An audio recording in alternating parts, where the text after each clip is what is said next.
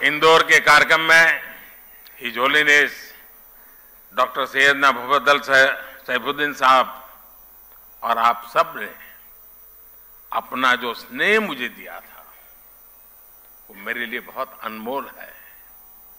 साथियों, मैं देश ही नहीं, जैसा मैंने कहा, विदेश में भी कहीं जाता हूं तो मेरे बोहरा भाई बहन रात में अगर 2 बजे भी लैंड किया है तो 2-5 परिवार तो आए ही है एयरपोर्ट पे।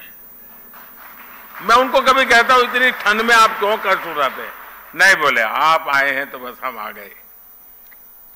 वो दुनिया के किसी भी कोने में क्यों ना हो, किसी भी देश में क्यों ना हो, उनके दिलों में भारत की चिंता और भारत के लिए प्रेम हमेशा दिखाई देता था।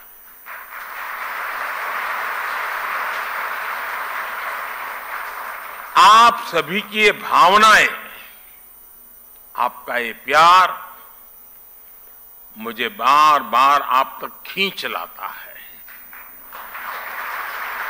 साथियों, कुछ प्रयास और कुछ सफलताएं ऐसी होती हैं जिनके पीछे कई दशकों के सपने लगे होते हैं।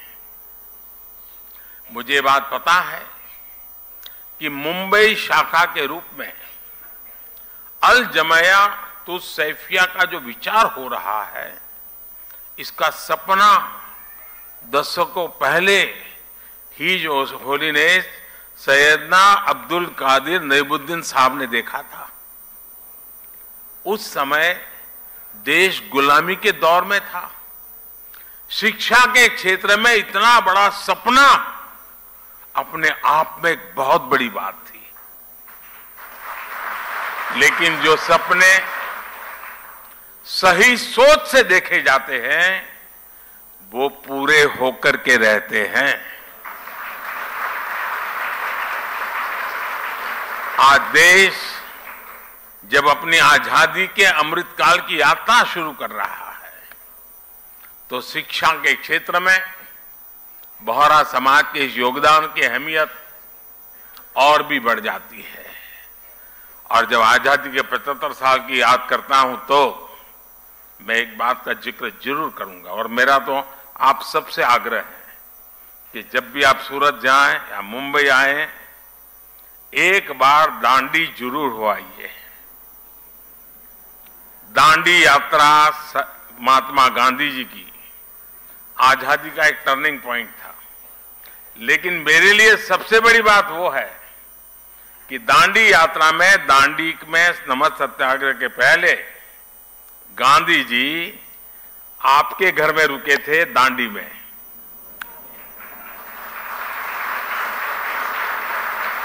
और जब मैं मुख्यमंत्री बना तो मैंने आपसे प्रार्थना की, सैयदना साहब से मैंने कहा, सैयदना साहब मेरे दिल में बहुत बड़ी इच्छा है, एक पल के गंवाए बिना वो बहुत बड़ा बंगलो समुद्र के सामने है बिल्कुल, वो पूरा बंगलो मुझे दे दिया और आज वहां बढ़िया स्मारक बना हुआ है। दांडी यात्रा की स्मृति में सैयदना साहब के वो यादें दांडी यात्रा के साथ अमर हो चुकी है जी।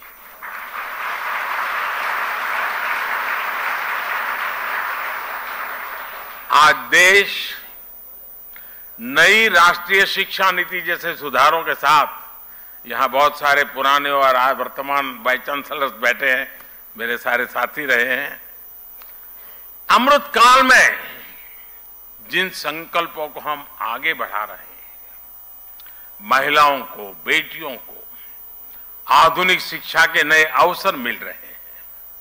इसी मिशन के साथ अल जमाया तुज सैफिया भी आगे बढ़ रहा है। आपका करिकुलम भी आधुनिक शिक्षा के हिसाब से अपग्रेडेड रहता है और आपकी सोच भी पूरी तरह से अपडेटेड रहती है। विशेषकर महिलाओं की शिक्षा को लेकर इस संस्था के योगदान सामाजिक बदलाव को एक नई ऊर्जा दे रहा है। साथियों, शिक्षा के क्षेत्र में भारत कभी नालंदा और तक्षशिला जैसे विश्वविद्यालयों का केंद्र हुआ करता था। पूरी दुनिया से लोग यहां पढ़ने और सीखने आते थे। अगर हमें भारत के वैभव को वापस लाना है तो हमें शिक्षा के उस गौरव को भी वापस लाना होगा। इसलिए आज भारतीय कलेवर में ढली आधुनिक शिक्षा व्यवस्था ये देश की प्राथमिकता है। इसके लिए हम हर स्तर पर काम कर रहे हैं। आपने देखा होगा पिछले 8 वर्षों में रिकॉर्ड संख्या में यूनिवर्सिटीज भी खुली है। मेडिकल एजुकेशन जैसी फील्ड में जहां युवाओं का रुझान भी है और देश की जरूरत भी है, उसे देखते हम हर जिले में मेडिकल कॉलेज खोल रहे हैं।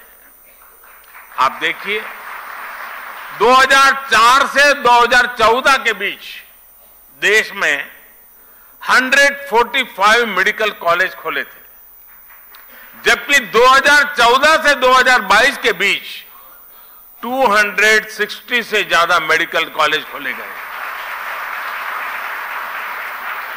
बीते 8 वर्षों में देश में, और एक खुशी की बात है, देश में हर सप्ताह एवरी वीक एक यूनिवर्सिटी और 2 कॉलेज खुले हैं। Every week. ये स्पीड और स्केल इस बात के गवाह है कि भारत उस युवा पीढ़ी का पुल बनने जा रहा है जो विश्व के भविष्य को दिशा देगी। साथियों, महात्मा गांधी कहते थे कि शिक्षा हमारे आसपास की परिस्थितियों